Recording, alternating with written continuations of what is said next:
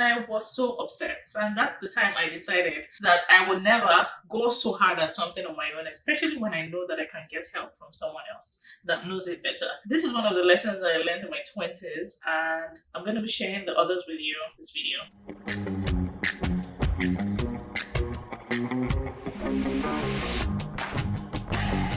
Hey guys, Susan here. Welcome to the channel. On this channel, I talk about lifestyle topics, growth, personal development, and if you're into tech stuff, I also talk a little bit about thriving in a tech career. On this video in particular, I'm going to be talking about the 5 habits that I learned in my 20s that I wish I had learned sooner, and I regret not starting sooner. When I finished school, I attended a coding bootcamp, and the coding bootcamp is one of the most intense experiences I've ever had like in my entire life, because it was 2 weeks, it was short, I had a lot at stake. If I didn't pass, I didn't know what was going to happen next, but it was pretty intense. And there was a particular time I was dealing with a bug. I thought it was a bug, but it turned out it wasn't really a bug. I just didn't really know what I was doing at the time.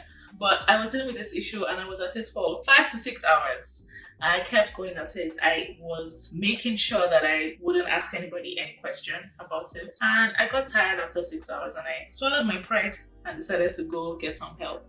And when I asked what the issue was, I showed someone the code and I asked them what the issue was. And they pointed out to me that it was a problem. It was just a tiny issue. They literally showed me the issue in 5 to 6 seconds. And I was so upset. And that's the time I decided that I would never go so hard at something on my own, especially when I know that I can get help from someone else that knows it better. I realized that there's nothing new, there's nothing original. Someone probably knows what you're battling with. Someone can provide you with a solution, with some help. So there's no point stressing yourself and wasting a lot of time trying to figure out something that someone can help you with. This is not to say don't figure out stuff by yourself, but I personally don't think there's any sense in it, to be honest. Like, if you can find someone to help you get to the solution faster, then you should absolutely talk to them. The second is stop multitasking and start single tasking. Now, there are certainly some cases where you need to multitask, right? There are certainly some cases where you can do one thing and still be doing another thing. I discovered personally that there are some certain things that I want to give my full focus to, and it requires me to spend my time only on that thing. And so single tasking is really important. I recall recently I was meal prepping, and last week or so when I meal prepped, I was playing, most times when I meal prep, actually, I play like a podcast, probably a message, I play a funny video or a movie. I just try to enjoy myself while doing that. And recently I tried to meal prep without playing music or playing anything. It was absolutely quiet. And you wouldn't believe I got it done so much faster. Like, I was so shocked. I was like, I can't believe that this takes time. Obviously, it was boring, meal prepping without. I wouldn't actually say it was really boring. I don't think it was that boring. I think it was okay. But I guess there will be times where you would enjoy doing something like that with music, and there will be times where you don't. But the point here is, if you're trying to get something done faster, you might be better off like totally taking out distractions. The second way I've been able to go about single tasking is by using the clock app on my phone. So what I do is that I set 20 minutes timers, and it basically does 2 things. It keeps me time conscious and it helps me to manage my time. So for example, if I'm trying to do a 1 hour task, I would set a couple 3 20 minutes timers, right? So after the first one, I set the next one, and basically it just helps me know that, oh, you need to do this within 1 hour or within 2 hours. And that helps me to not be distracted or to stay focused until that time elapses, so that I'm able to at least try to do what I plan to do. This is something I wish I had started much earlier. The third thing is maintaining my passion for reading. Now, I used to love reading a lot when I was in primary school. I've been reading from when I was really little. So when I was in primary school and I think secondary school, I used to read a lot. I read very fast. I still read very fast, actually. But for some reason, when I got into the university, that kind of stopped. I don't know what it was. I guess it was just the engineering lecturers that just stressed me out. But I just didn't really enjoy reading as much. I feel like every time I tried to read a different book that was not school book, I would just be shaking my head at myself like, Susan, you should be reading your books. Okay, you have goals to get, you have goals to achieve. And yeah, I had a very good CGPA in my first year. But my second year, it's my CGPA something just happened. Yeah, some lecturers just tried to steal my shine, but they did not prosper in the end. But they tried to steal my shine in my second year. And so obviously I started getting more focused with school books. Obviously, this is not an excuse, because I know that for anyone that is an avid reader, you always enjoy reading. But for some reason, that was different for me when I got into uni. I wasn't inclined so much to read a lot of physical books, yeah. But now I think I've been resuming reading a lot more. I think recently I've been able to read a bit more. I listen to books a lot more than I read. But once in a while I also read physical books. And yeah, that's something that I wish I had strengthened my passion on much earlier. Try to probably reading consistently would have really helped me to enjoy reading more. Next one is not taking myself too seriously and enjoying the process. As far back as I can remember, I have always been someone that enjoys playing a lot. Just, just having fun basically. I recall there was a time in school where I hit my big foot on the iron legs of a table. And anytime I think about that incident, I keep remembering like how seriously playful I was. And I think that kind of eased or reduced when I got into boarding school. When I got into boarding school in secondary school, I think that was my GS2 ish, just 2, just 3. I wasn't exactly as playful as I used to be again, maybe because of all the seniors that were stressing me out and things like that, or the oh hey, junior girl, get over here, all those things, having to wake up early so that you're not being vandalized. Okay, I'm not going to go further into thinking about that, but like having to do all those things, having to make sure you get to the dining hall on time, get to class on time, all those things probably made me a bit less playful as I used to be. I still like to believe I have a sense of humor, but I used to actually play loads. I recall there was a time in my secondary school, my GS1, one of my lecturers, I remember her name, Mrs. Omole, and she was an excellent student, but she plays too much. And I was like, I don't get why did she have to spoil the report? Like, just say Susan's an excellent. Which one did she place too much?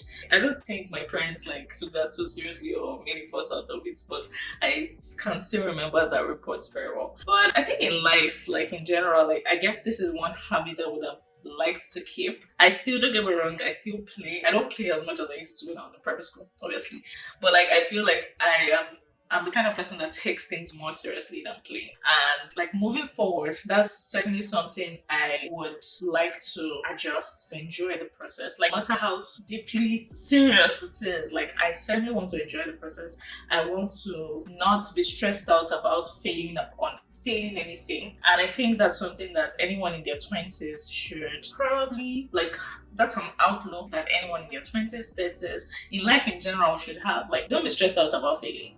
If you fail at something, you would always have the opportunity to start it again. And even if you don't, a separate opportunity that is totally different can present itself where you can do stuff like that again. So I think right now my outlook is very, very different. But I am the kind of person that wants to take things seriously and enjoy the process. I want to enjoy whatever I do. I want to enjoy my friends. I want to enjoy my family. I want to enjoy my time. Okay. And yeah, that is something that I think that it's a habit that I think that would be nice to start to develop early. The last habit I wish that I started sooner is not feeling guilty about saying no. And I think that this is something that a lot of people are slowly gravitating towards as well, being able to confidently say no without feeling bad. I mean, in the world today, I feel like there is, and this is me digressing, so I'm just going to give you a heads up on that.